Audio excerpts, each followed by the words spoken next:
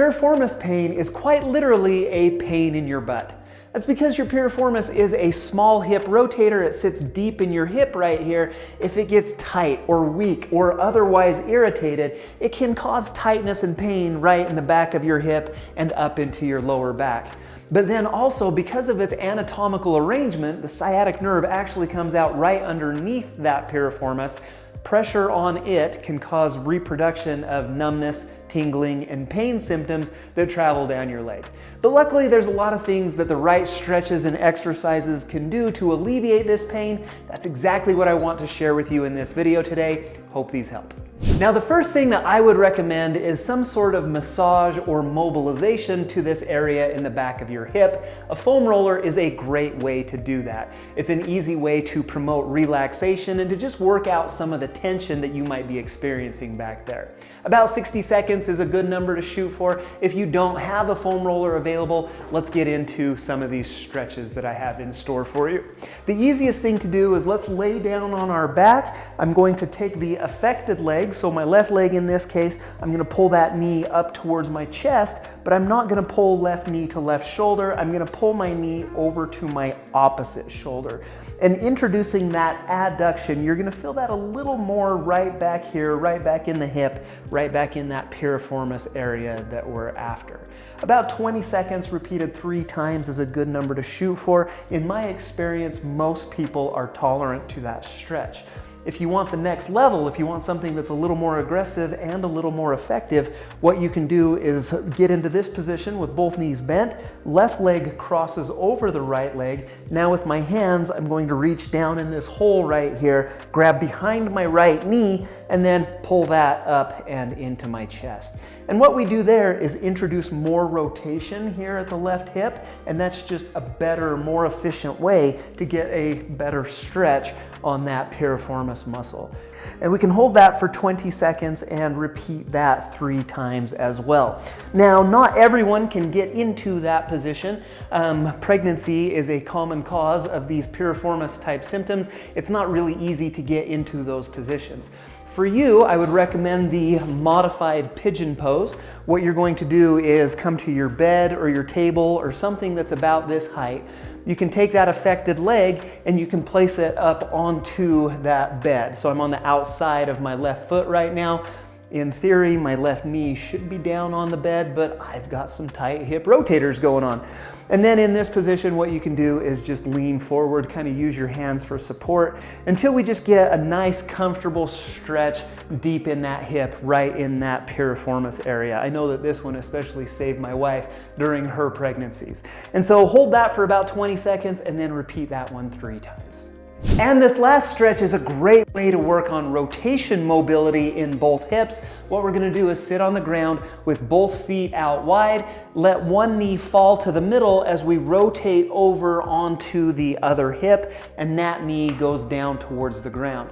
And so right now I'm on my left hip. That's a great stretch to that left piriformis, but I'm also working this rotation motion right here through my right hip. I'd hold that for 3 to 5 seconds, and then we're going to roll back to neutral and then complete the roll over to the other side. And so now I'm externally rotating in the right hip, internally rotating in the left. Hold for 3 to 5 seconds, and then we can just repeat that for reps. And typically on this one, what I recommend is about 10 times to each direction. It's just a great way to loosen up the hips and improve mobility.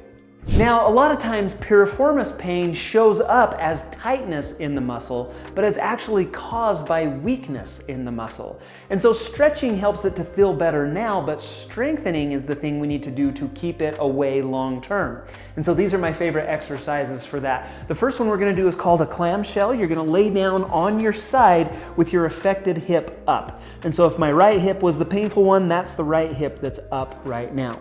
With my knees bent, what I'm going to do is keep the soles of my feet together and pull my knees apart, hold 1, 2, 3, and then slowly return to that starting position. And so that's what the clamshell looks like. You're going to feel that deep in that piriformis, deep in those hip rotators back there. And most people can tolerate this one about 15 to 20 reps, and then we're going to repeat that 3 times. The next exercise that I like is a great exercise for basically the whole back side of your hip, your entire glute group. This is going to be a bridge. You can lay down on your back with your knees bent, contract your glutes, and lift your hips up towards the ceiling, squeezing your butt up there at the top of that rep, and then slowly return to that starting position. Same numbers on this, about 15 to 20 reps repeated 3 times. If that's too easy, we can kick that to a single leg bridge where I'm going to extend one leg and then just use one leg to raise and lower my hips. And so that's another good option. The last thing that I like, or the last exercise that I'll show you here on my table, you're doing these on your floor, is going to be what we call a fire hydrant. And you'll see why here in just a second. So we're going to be down on all fours in this position right here. Keep your hip at a 90 degree and keep your knee at a 90 degree. And then you're going to use that piriformis, that hip rotator, to bring your knee up towards the ceiling and then right back down. Squeeze it right up at the top, hold 1, 2, and then return right back down. And then we're gonna repeat that 15 to 20 times and then 3 sets. So 3 sets of 15 to 20 reps on that exercise as well. This exercise is one of my personal favorites. In the clinic, we call it a hip airplane. This is why. What you're going to do is stand on your affected leg. In this demonstration, I'm going to stand on my left. My right leg comes back behind me as my torso leans forward, and then I'm going to extend both arms out to the side.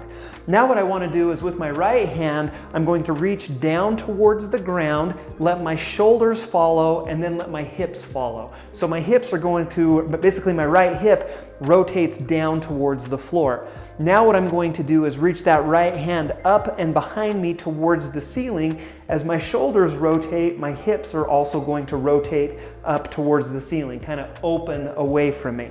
And that's that rotation that we're after. The piriformis is in charge of that. That was 1 rep, and then we're going to repeat this again. So right hand down towards the ground, and then right hand up towards the ceiling, making sure that the pelvis follows the motion that's occurring at the shoulder. Now 10 reps is a great number to shoot for. If you can do 2 to 3 sets, that's going to be even better. Hey, for more great help with your hips, check out this video right here. If you haven't subscribed to my channel yet, hit the circle to do that. Hope these help you out. Hope you feel better. Hope to see you again soon.